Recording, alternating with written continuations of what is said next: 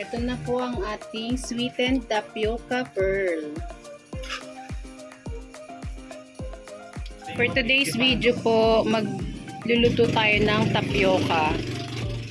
Ang brand po nito ay Ersaw. Tara, umpisa na natin. So yan, open lang muna natin yung ating kalan. Mag-iinit muna tayo ng 750 ml ng water. At kapag mainit na po, so yan po, lalagay na natin yung 250 grams.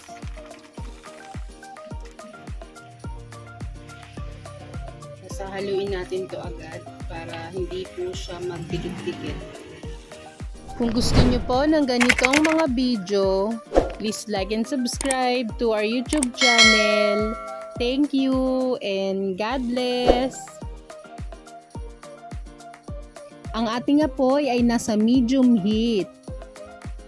Ito pong tapioca pearls natin ay magagamit natin sa halo-halo, saging kunyelo, milk tea, at pwede rin po sa shake. Para po sa mga magtatanong kung magkano ko po nabili ang ating 1 pack na tapioca pearls, 98 pesos po sa market.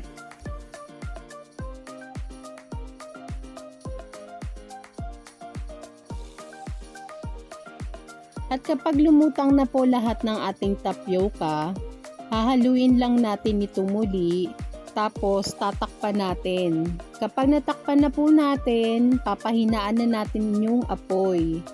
Tapos isasalang na lang natin ito for 30 minutes.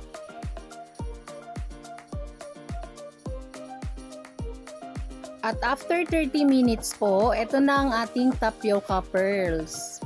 Hahaluin lang natin ito at pwede na natin patayin ang apoy.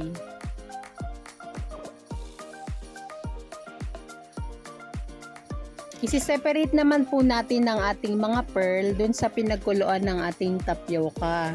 Kasi po masyado po itong slimy.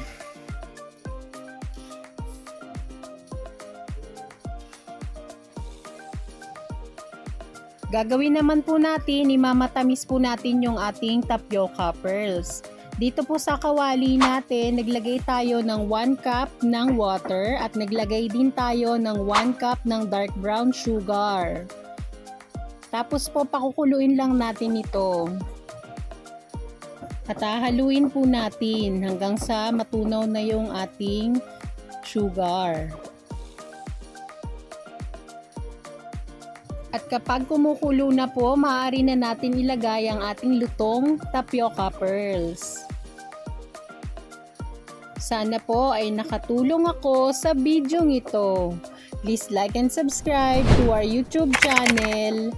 Thank you and God bless! Konting halo-halo lang po at papatayin na natin ang ating stove.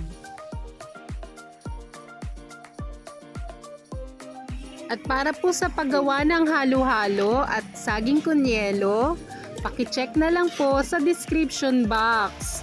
Maraming salamat!